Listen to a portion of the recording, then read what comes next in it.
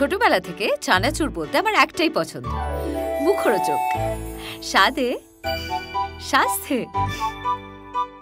ভালো খান, সুস্থ থাকুন। মুখরোচক, ভালোবাসার ৭৫ বছর। দেবীর মধ্যে একটা সুপার পাওয়ার আছে যেটার ব্যাপারে ও জানে না, সেটা আস্তে আস্তে ও ডিসকভার করছে। আমার ক্ষেত্রে ওরকম কোনো এক্সপিরিয়েন্স নেই ভূতের। আমার ভূতের ছবি দেখা শুরুই হয়েছে শক্তিকের সাথে। মানে আমরা শুধু ভূতের সিনেমাই দেখতে যেতাম, তারপর বানাচ্ছেও দেখছি তাই, মণিহারার পর এটাও তাই, বহুত স্পেশালিস্ট। হ্যাঁ,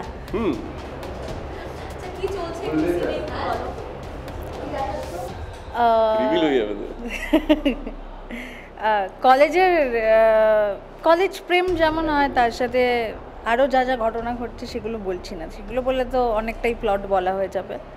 সো ইন্টারেস্টিং কিছু ঘটছে। সেই গল্পের মধ্যে তো অনেক রকম টুইস্ট রয়েছে এবং এর সঙ্গে একটা ভিতরে ব্যাপার হচ্ছে। ছোট করে দর্শকদের বলো বিষয়টা। ও অনেকটা বলেছে। অ্যাকচুয়ালি যেহেতু এটা একটা দেবীর জার্নি, তো ও ভালো করে বলতে পারবে কোন কোনগুলো রিভিল করা যায় যায় না। I think she is better of.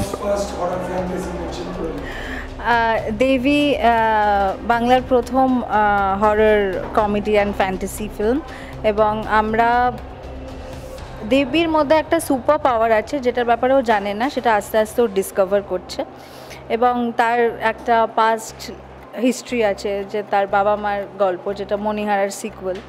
এবং রাহুল ওর জীবনে আসে কলেজ থেকে, এবং রাহুল ওকে সাপোর্ট করে সবসময় যে দেবী যাতে তার মানে নিজের মধ্যে সুপার পাওয়ারটাকে খুঁজে। Rahul eventually becomes a part of the journey. হ্যাঁ, তো মানে আমার মনে হয় এই ফিল্মটা এমন একটা ফিল্ম যেটা আমাদের সাধারণ মানুষের ক্ষেত্রেও, আমাদের সবার মধ্যেই তো একটা লুকোনো শক্তি থাকে, একটা ইচ্ছে শক্তি থাকে, যেটা হয়তো আমরা ফিল করতে পারি না, বা খুব খারাপ সিচুয়েশনে এলেও আমাদের ভয় পাই আমরা। তো তখন যাতে সবাই সবার মধ্যে নিজেদের সুপার পাওয়ারটা খুঁজে পায়, the story is about that only.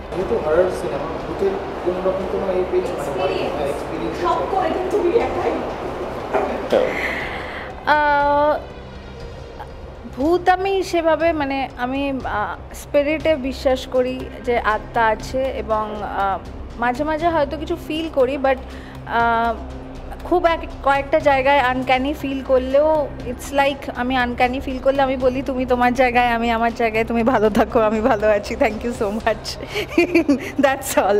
মানে আমি ভয়টাকে বেশি প্রায়োরিটাইজও করি না, আবার পুরোপুরি ইগনোরও করি না, এইরকম ব্যাপার। আমার ক্ষেত্রে ওরকম কোনো এক্সপিরিয়েন্স নেই ভূতের, বাট আমার অত ভালো লাগে না। মানে পার্সোনালি আমি ভূতের ছবি দেখি না, ওই স্ট্রেসটা আমি নিতে চাই না। কিন্তু since it's a horror comedy, comedy involved আছে, তো ঠিক আছে। আমিও ভূতের ছবি আগে একদমই দেখতাম না, ভয় পেতাম। আমার ভূতের ছবি দেখা শুরুই হয়েছে শক্তিকের সাথে। মানে আমরা শুধু ভূতের সিনেমাই দেখতে যেতাম, ওর এটা ফ্যান্টাসি। হ্যাঁ হ্যাঁ, ওর অনেক দিনের এটা ভূতের সিনেমা দেখবো, ভূতের সিনেমা দেখবো, তারপর বানাচ্ছেও দেখছি তাই, মণিহারার পর এটাও তাই, বহুত স্পেশালিস্ট। তো ওই আর কি হচ্ছে। না, আমি দেখাইনি। আমাকে দেখানো হয়েছে, বাট বোলপুরে অনেক আগে একটা শুটিং করতে গিয়ে, বাট মানে ওরমভাবে আমি দেখাইনি। আমিও দেখাইনি কাউকে ভয়। দর্শকদের বলবো যে সবাই খুব ভালো থাকবেন। আমরা একটা নতুন ধরনের ছবি নিয়ে আসছি দেবী, আশা করছি আপনাদের সবার ভালো লাগবে, এবং ফুল ফ্যামিলিকে নিয়ে একসাথে একটা সিনেমা দেখার কন্টেন্টটা একদম অন্য রকম। এবং অঞ্জনা দি, রাহুল দা সবাই আছেন, এবং সবাই খুব ভালো করে আমরা একটা প্রজেকশন করার চেষ্টা করছি। সো দেখবেন এবং আমাদের জানাবেন কেমন লাগলো।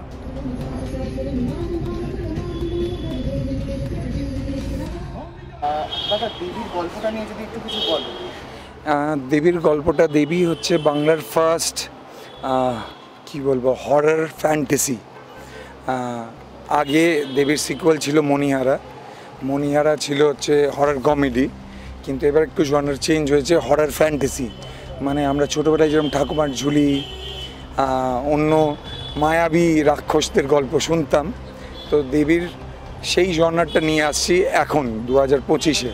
তো 2025-এ সেই বাচ্চা বয়সের ফিলিং যাতে অডিয়েন্স পায়, যাতে অডিয়েন্স সেখানে কানেক্ট করতে পারে, তাই জন্যে দেবী খুব তাড়াতাড়ি আসতে চলেছে নিয়ারেস্ট সিনেমা হলে। কলেজের মধ্যে শুটিং, সেটা নিয়ে যদি কিছু বল, মানে কতটা মেমোরেবল হচ্ছে, কতটা খুব ইন্টারেস্টিং মনে হচ্ছে, কলেজ লাইফে ফিরে গেছি। কলেজে যাওয়া, সেই কলেজ স্টুডেন্টদের মতন ফিল সব কিছুই পাচ্ছি, যদিও এবার আমি ডিরেক্টরের ভূমিকায়, অ্যাক্টরের ভূমিকায় না হলো, তাই আরও ইনডেপথ পাচ্ছি, কারণ রেকি করা থেকে জোন সিলেক্ট করা থেকে সব কিছু করেছি। দারুণ লাগছে কলেজে শ্যুট করতে। অ্যান্ড যেহেতু কলেজ রোম্যান্স বিষয়টা আমরা দেখাচ্ছি, তো কোথাও নস্টালজিক হয়ে যাচ্ছি, কোথাও ফিরে যাচ্ছি কলেজের সময়। ভয়ঙ্কর কিছু কোনো ঘটনা ঘটেছে এখনো, মানে ভূতের ভয় বা ভয় দেখানো এরকম, মানে চেষ্টা করে সেরকম কিছু হয়েছে? না, আমরা এই শুটিংয়ে সেরকম কিছু এখনও করতে পারিনি, ছোটোখাটো মজাই আর কি চলে, কিন্তু যেহেতু খুব টাইট শিডিউল সেরকম কিছু করে উঠতে পারিনি। কিন্তু হ্যাঁ, সিনেমায় অনেক ভয়ঙ্কর জিনিস আছে, সেটা দেখতে হবে সিনেমা হলে গিয়ে। সবশেষে আর দর্শকদের একটাই রিকোয়েস্ট করব যে খুব কষ্ট করে এই সিনেমাটা বানাচ্ছি। সবাই বলে যে একটু অন্যরকম সিনেমা, কিন্তু গল্পটা অন্যরকম, সেটা আপনারা শুনেই বুঝতে পারছেন।